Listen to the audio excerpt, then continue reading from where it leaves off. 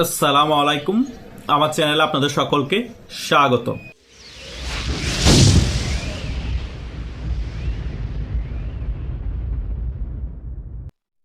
হিন্দিতে একটি কথা আছে, সামাজদার আদমিকে লিয়ে ইশারাই কাফিয়ে। ভারত ইশারার মাধ্যমে বাংলাদেশকে অনেকগুলো কূটনীতিক বার্তা দিয়ে দিয়েছে।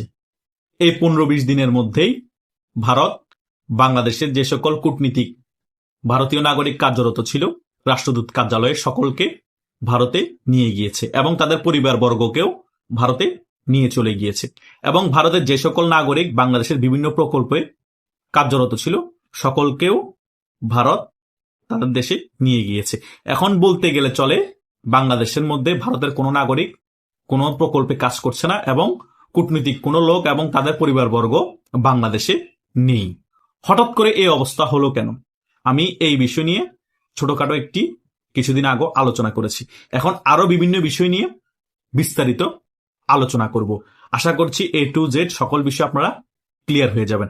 এই সকল বিষয় নিয়েই গত 1-2 দিন আগেই কিন্তু বাংলাদেশের পররাষ্ট্র উপদেষ্টা তহিদ সাহেব একটি বক্তব্য দিয়েছেন। তিনি কি বক্তব্য দিয়েছেন? তিনি বলেছেন, ভারত কিসের সংকেত দিচ্ছে এই সকল কার্যকলাপ করে? ভারতের কোন নাগরিকের বাংলাদেশে নিরাপত্তার সংখ্যা নেই, তবুও কেন ভারত সকল কূটনীতিকদেরকে এবং ভারতের সকল নাগরিকদেরকে ভারতে নিয়ে যাচ্ছে? আমরা কিছুই বুঝতে পারছি না।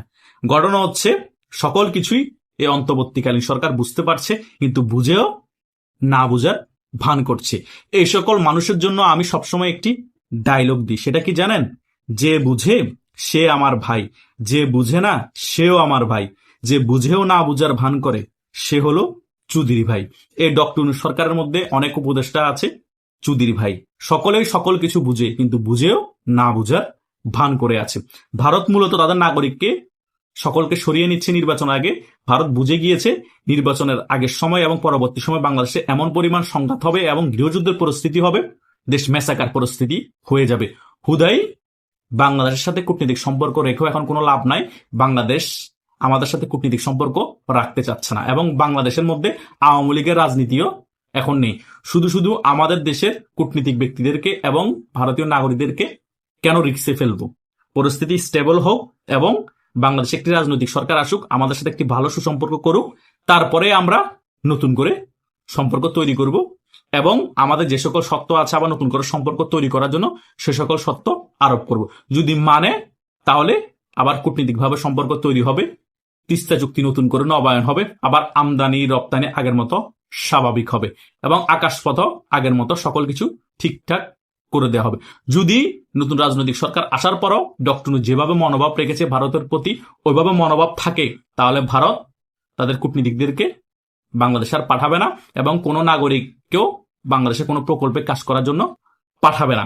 এবং আগে যে পরিমাণ আমদানি রপ্তানি হতো সে পরিমাণ কোনো আমদানি রপ্তানি হবে না, একেবারে আমদানি রপ্তানি বন্ধ হয়ে যাবে। আর নতুন করে বাংলাদেশের সাথে কোনো ধরনের চুক্তি হবে না। এটাই হচ্ছে ভারতের মেসেজ।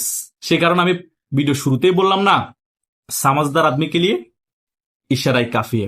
ভারতের প্রথম এজেন্ডা কি আমি ক্লিয়ারলি বলে দিচ্ছি। ভারতের প্রথম এজেন্ডা হচ্ছে বাংলাদেশ আওয়ামী লীগকে বাংলাদেশে রাজনীতি করার সুযোগ করে দিতে হবে এবং ভারতের সাথে একটি বন্ধুত্বপূর্ণ সম্পর্ক তৈরি করতে হবে এবং বাংলাদেশের মধ্যে যে জঙ্গিবাদের আস্ফালন ঘটছে সেটা একেবারেই শূন্যের কোঠায় নিয়ে আসতে হবে এবং ভারতের উপর যে একটি থ্রেট আছে এই জঙ্গিবাদের আস্ফালনের ফলে, সে থ্রেটটা যাতে একেবারেই কমে যায় সেটা ভারতকে আশ্বস্ত করতে হবে। যে রাজনৈতিক সরকার আসবে বৈঠকের মাধ্যমে সেটা ইনশিওর করার ফলে কিন্তু ভারত আবার সে রাজনৈতিক সরকারের সাথে সম্পর্ক স্টেবল করবে। তা না হলে এখন যে সম্পর্ক আছে সেটা আরো খারাপ পর্যায়ে যাবে। সেই কারণেই তো ভারত আগে থেকেই বাংলাদেশের সীমান্তের চারিদিক থেকে সৈন্য দিয়ে ঘিরে রেখেছে বাংলাদেশকে।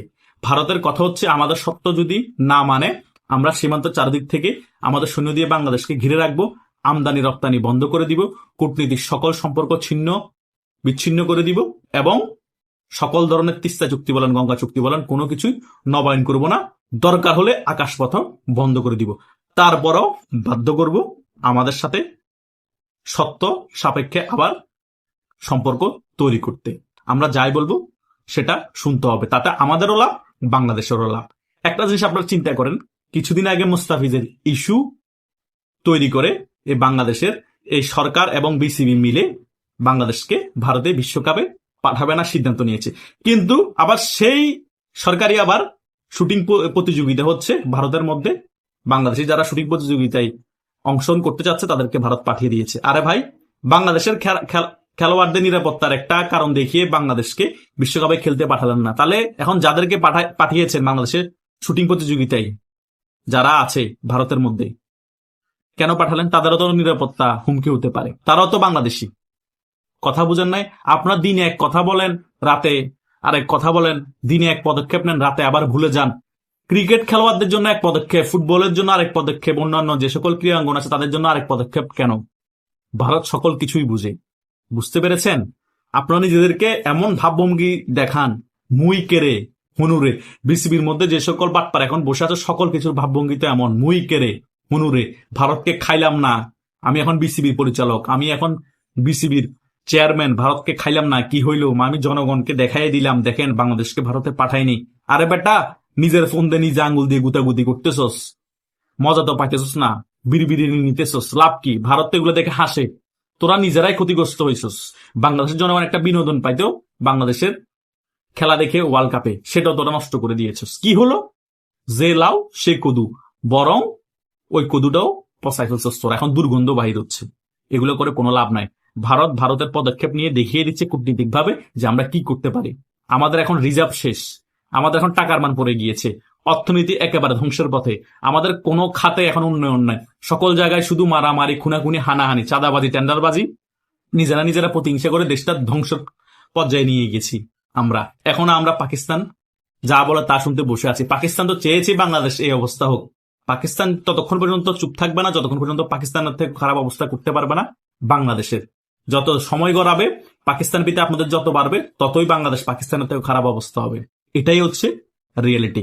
পাকিস্তানের কথা হচ্ছে আমরা যুদ্ধ করে তোমাদেরকে হারাতে পারিনি, কিন্তু কূটনীতিক ভাবে বন্ধুত্ব করে এমন ভাবে খেলা খেলবো আমাদের থেকেও খারাপ অবস্থা তোমাদের করে ছাড়বো। সেটাই কিন্তু এখন পাকিস্তান এজেন্ডা হিসেবে নিয়েছে। আর পাকিস্তানের কিছু এজেন্ট বাংলাদেশে বসে বসে বাংলাদেশটাকে ধ্বংস করছে। আর তারা কারা ভালোভাবে আপনারা জানেন, সে রাজনৈতিক দলের নাম বলা লাগবে না, এবং কারা কারা এই ধরনের কার্যকলাপে জড়িত আছে বাংলাদেশ ধ্বংসের পিছনে, সেগুলা কিভাবে করছে সকলে অবগত আছে, কিন্তু ভয়ে এখন হয়তো বা কেউ বলতে পারছে না। কিন্তু আমরা তরুণ সমাজ, আপনাদের কাছে সকল বিষয় তুলে ধরতেই হবে। বাংলাদেশের মানুষকে বারবার গুমরা করা যাবে না, বারবার ব্রেন ওয়াশ করা যাবে না। তাই ভারত ইশারার মাধ্যমে যে বার্তা দিয়েছে, সে বার্তাকে বাংলাদেশ সরকার এবং পরবর্তীতে পাতা নির্বাচনের ফলে যে রাজনৈতিক সরকার আসবে বা রাজনৈতিক দলের সরকার গঠন করবে, তারা গুরুত্ব সহকারে আমল করতে হবে। তা না হলে সত্যিকারের পাকিস্তান তাদের থেকেও খারাপ অবস্থা করে ছাড়বে, বাংলাদেশে কেউ রক্ষা করতে পারবে না। ভারত কিন্তু চাচ্ছে আমাদেরকে সাহায্য করতে, কিন্তু আমরা ভারতকে ফিরিয়ে দিচ্ছি। তো ভারত আর কি করবে? ভারত তো কূটনীতিক ভাবে বাংলাদেশকে প্রেসারে ফেলবেই। সেটাই কিন্তু ভারত ইশারার মাধ্যমে এখনো কিন্তু ওয়ার্নিং দিচ্ছে। যদি এখনো না শোনা হয়, তাহলে কিন্তু ভয়াবহ বিপর্যয় আসছে বাংলাদেশের জন্য। কেউ রক্ষা পাবেন না, সকলেই ফেস করতে হবে, কি আওয়ামী লীগ, কি বিএনপি, কি জামাত, কি অন্যান্য দল। আশা করছি আপনাদেরও যদি কোনো মতামত থাকে কমেন্ট করে জানাতে পারেন। ধন্যবাদ সকলকে।